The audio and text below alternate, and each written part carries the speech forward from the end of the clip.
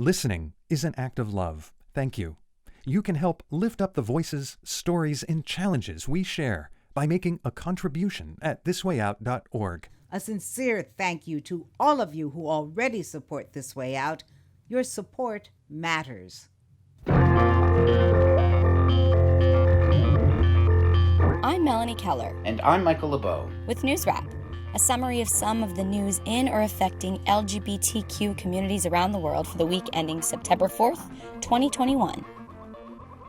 The Chinese government is banning effeminate men from appearing on television. The National Radio and TV Administration told broadcasters this week to resolutely put an end to sissy men and other abnormal aesthetics, actually using the pejorative term Niang Pao in the edict. That's literally girly guns.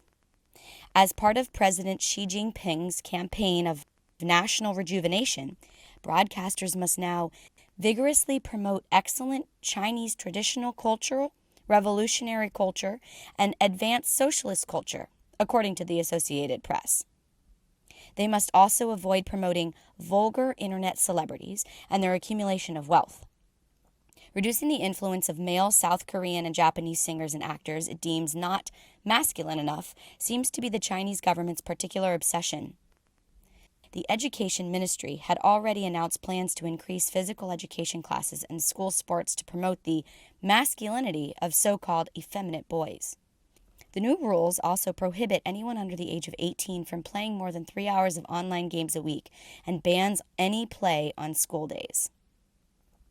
This week's actions seem to continue the government's crackdown on LGBTQ people and culture. Queer content on popular social media platforms recently disappeared, and this week, China's version of Snapchat was hit. QQ has banned the words gay, lesbian, and LGBTQ, as Pink News reported. Those search words triggered a warning message that first said, use the internet in a civil manner, say no to harmful information. Now it just says, no results found. Meanwhile, several pro-Beijing lawmakers in Hong Kong are renewing their objections to the upcoming gay games. Set to be the first games to ever be held in Asia, they're scheduled in the city for November of next year. Right-wing lawmaker Peter Shui said that, we can tolerate homosexuality, but we should not promote it. Shui's colleague, Priscilla Leung, believes that the games threaten to tear society apart. Legislator Junius Ho commented that, whatever you do in your room, it's your own business, but if you do it in public, it's disgraceful. In his opinion, the almost 1 billion Hong Kong dollars expected to flow into the city as a result of the games would be dirty money. Earlier this year, Ho claimed that opening civil marriage to lesbian and gay couples would promote bestiality and incest. Gay games organizers are resisting the negativity. Director of Fundraising and Partnerships, Christoph Wittig, told the Sydney Star Observer, I think these comments continue to demonstrate why we need the gay games and why we need them in Asia. Co-chair Dennis Phillips said, we are confident in and remain committed to holding the games in Hong Kong. Anti-queer political rhetoric notwithstanding, the most recent public opinion polls show an increasing acceptance of LGBTQ people in Hong Kong. However, Taiwan Gay Games officials are saying that they will not be sending their athletes to Hong Kong next year because of fear for their safety. Homophobia bordering on the absurd has reached Pakistan. An Islamist political party member had a large billboard at a busy intersection in the city of Gujranwala taken down.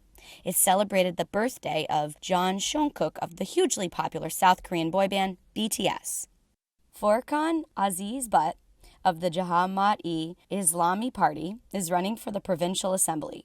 He charges that BTS has a negative influence on young people in this city and encourages them to behave in wrong activities. They promote homosexuality. Butt had the tribute removed a few hours after it had been called to his attention on Facebook. The billboard was paid for by Pakistani members of the worldwide BTS fan club known as the Army. After a brief celebration of the colorful billboard showing a picture of Jungkook and wishing him happy 24th birthday from Jungkook BTS Gujranwala Army, members have angrily tweeted about its sudden removal. Zainab Zaman is a 24-year-old student and fan from Islamabad. He wrote, "Older people are of the opinion that their physical features and attire are too feminine. BTS has never used vulgar verses in their songs. They are just about loving yourself and being happy." While none of the 7 BTS members are openly gay, Pink News says that they have made statements in support of LGBTQ rights. Australia's government scuttled efforts this week to protect transgender, diverse, and intersex people from workplace discrimination. The proposed amendments to the Sex Discrimination and Fair Work Respect at Work Report, Amendment Bill 2021, were supported by the Labour and Green parties. Liberal Party Prime Minister Scott Morrison's coalition of right-wing parties controls Parliament. Attorney General Michaela Cash claimed that protections based on gender identity and sex characteristics were not part of the recommendations of the recent Respect at Work report and would require further consideration. Australia already bans bias in the workplace based on race, disability, sex, and sexual orientation. Dr. Charlie Burton of the advocacy group Just Equal Australia argues, "This was a simple, straightforward amendment that would have brought consistency to federal law and would have brought greater job security to transgender, diverse, and intersex Australians." He pointed to surveys that show that transgender Australians experience greater workplace discrimination than gay and lesbian Australians who are already protected. Burton called the government's opposition hard-hearted. Transgender, diverse, and intersex people were not the only people left unprotected. The Sydney Star Observer reports that majority MPs also rejected recommendations that would have shielded women from sexual harassment on the job. Attorneys general from 20 U.S. states are attacking the Biden administration's efforts to protect LGBTQ people from discrimination. Tennessee AG Herbert Slattery is leading the charge from the Republican-controlled states. So their lawsuit was filed this week in the U.S. District Court for the Eastern District of Tennessee. The defendants are the U.S. Department of Education and the U.S. Equal Employment Opportunity Commission. The suit charges that White House guidance to those agencies to follow the U.S. Supreme Court's 2020 Bostock decision against anti-queer workplace discrimination is illegal. Slattery claims this case is about 2 federal agencies changing law, which is Congress's exclusive prerogative. The other states joining in the lawsuit are Alabama, Alaska, Arizona, Arkansas, Georgia, Idaho, Indiana, Kansas, Kentucky, Louisiana, Mississippi, Missouri, Montana, Nebraska, Ohio, Oklahoma, South Carolina, South Dakota, and West Virginia. Many of those Republican-controlled states have passed laws limiting the rights of transgender people, mostly to prevent trans athletes from competing in school sports according to their gender identity. Arkansas is also the first state to prohibit gender-affirming health care for trans youth. That law and a few of the trans athlete bans have already been blocked by federal judges. The Biden administration has yet to comment about the lawsuit. Finally, the late trailblazing black trans activist Marsha P Johnson would be proud. New York City officials announced plans for a monument to both Johnson and Sylvia Rivera in May 2019. The Stonewall Rebellion veteran has finally received that honor, because local activists decided to do it themselves. Queer artist and sex worker Jessie Pelota created a bust of Johnson, and it was ceremonially installed in Christopher Park near the Stonewall Inn on August 24th, which would have been her 75th birthday. Writer and activist Eli Ehrlich told CNN, "We cannot stay idle and wait for the city to build statues for us. We must create representation by and for our own communities." She shared photos of the bust on Twitter, noting that it's the city's first statue of a trans person, and shockingly, only the 8th statue of a historical woman out of 800 monuments in New York City parks. Activists insist that the bust should only be temporary. They continue to push city officials to honor their more than 2-year-old promise to create a monument to Johnson and Rivera. A lifelong fighter for queer rights, Johnson co-founded STAR, the Street Transgender Action Revolutionaries.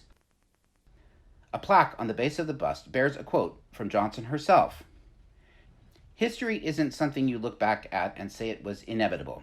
It happens because people make decisions that are sometimes very impulsive and of the moment. But those moments are cumulative realities." That's NewsWrap. Global queer news with attitude for the week ending September 4th, 2021. Follow the news in your area and around the world. An informed community is a strong community. NewsWrap is written by Greg Gordon, edited by Lucia Chappelle, produced by Brian DeShazer, and brought to you by you. Help keep us in ears around the world at thiswayout.org, where you can also read the text of this newscast, and much more. And you can read the transcript and listen to NewsWrap each week by subscribing to our This Way Out radio channel on YouTube. For This Way Out, I'm Michael LeBeau. Stay healthy. And I'm Melanie Keller. Stay safe.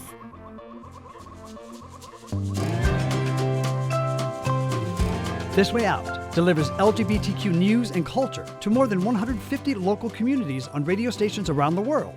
And we are also a free online news service. You can choose your favorite way to listen, online or on the air, at thiswayout.org. Please sign up for our free e-newsletter, Inside This Way Out. We'll respect your trust in us and make sure your personal information is never shared with others. Just send us an email at info@thiswayout.org to receive the informative and unique addition to the show. You'll be invited to join us for a more in-depth look into our stories and be encouraged to learn more about This Way Out's 3 decades of broadcast activism. We hope you choose to join us in celebration of LGBTQ history and culture. Email us at info@thiswayout.org to join the movement. We'll make sure you always know what's going on inside This Way Out.